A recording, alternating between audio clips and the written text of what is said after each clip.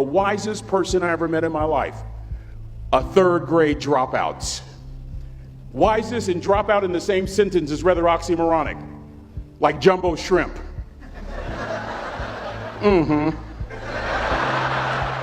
Like fun run, ain't nothing fun about it. Like Microsoft Works, y'all don't hear me. I used to say like country music, but I've lived in Texas so long, I love country music now. I hunt, I fish, I have cowboy boots and cowboy, y'all, I'm a black neck redneck. Do you hear what I'm saying to you? No longer oxymoronic for me to say country music. And it's not oxymoronic for me to say third grade and dropout.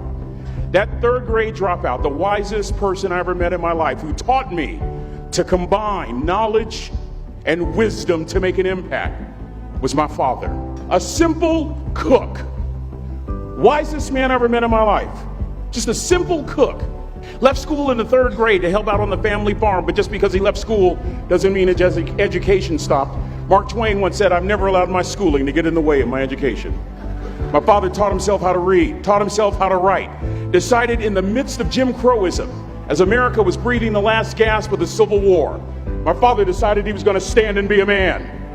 Not a black man, not a brown man, not a white man, but a man.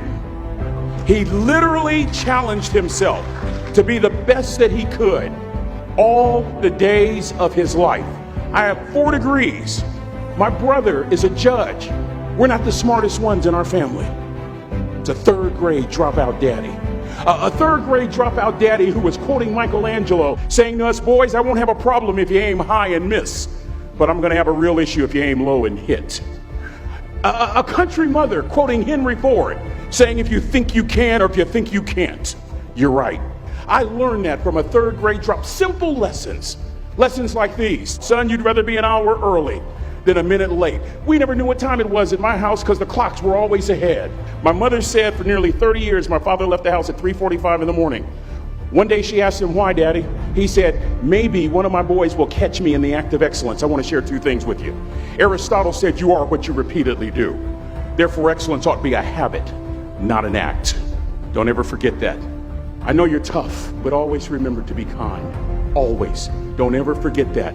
Never embarrass mama. Yeah. If mama ain't happy, ain't nobody happy. If daddy ain't happy, don't nobody care. But I'm trying to tell you. Next lesson. Lesson from a cook over there in the galley. Son, make sure your servant's towel is bigger than your ego. Ego is the anesthesia that deadens the pain of stupidity. Y'all might have a relative in mind you want to send that to. Let me say it again.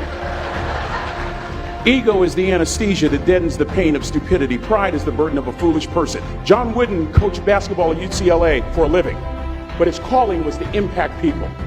And with all those national championships, guess what he was found doing in the middle of the week? Going into the cupboard, grabbing a broom, and sweeping his own gym floor.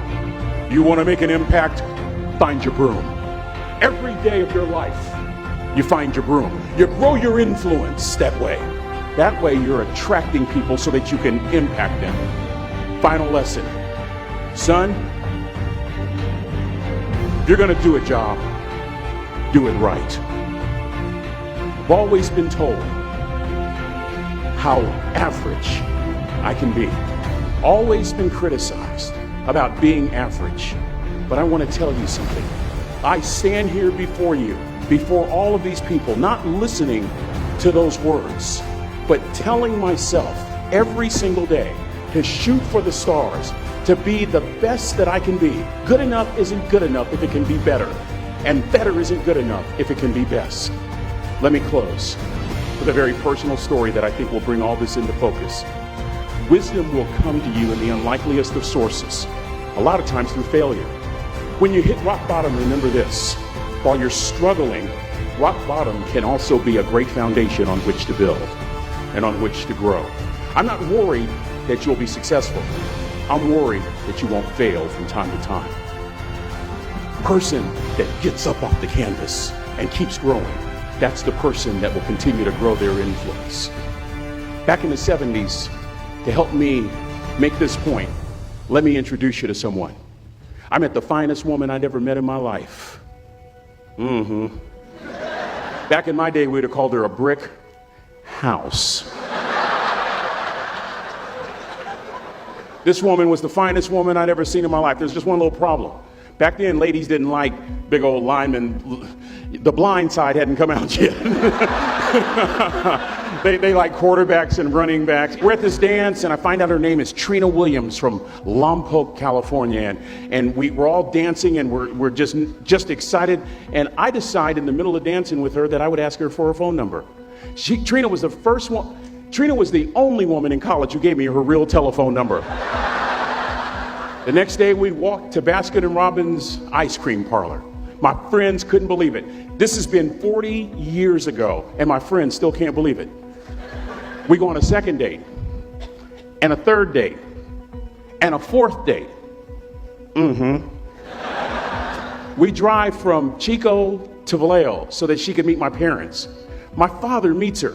My daddy, my hero, he meets her, pulls me to the side and says, "Is she psycho?" But anyway, we go together for a year, 2 years, 3 years, 4 years. By now, Trina's a senior in college. I'm still a freshman, but I'm working some things out. I'm so glad I graduated in 4 terms. Nixon, Ford, Carter, Reagan. So now it's time to propose. So I talked to her girlfriends, and it's California, it's in the 70s, so it has to be outside. You have to have a candle, and you have to have, some chocolate. Listen, I'm from the hood. I had a bottle of Boone's Farm wine. That's what I had. She said yes. That was the key. I married the most beautiful woman I'd ever seen in my life. Y'all ever been to a wedding, and even before the wedding starts, you hear this? How in the world? And it was coming from my side of the family.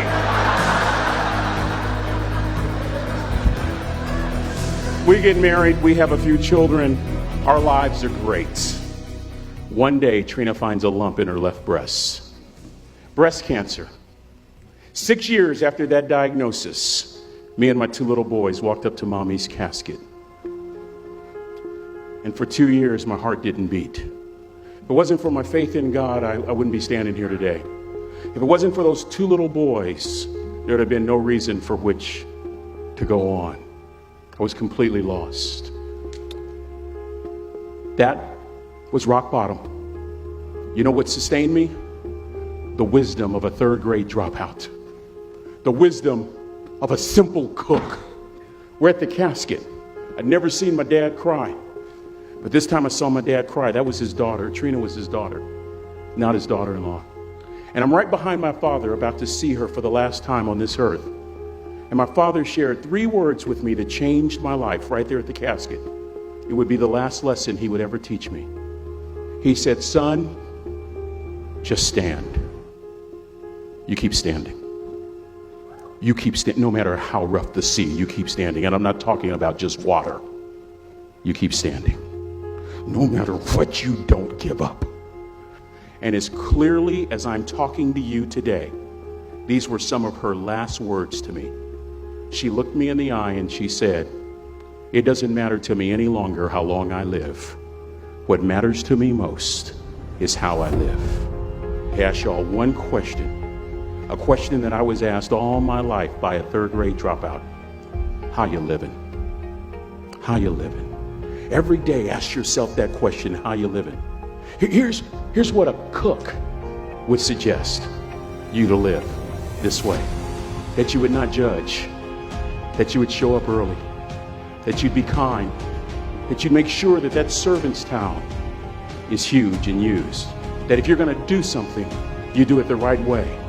That cook would tell you this, that it's never wrong to do the right thing, that how you do anything is how you do everything.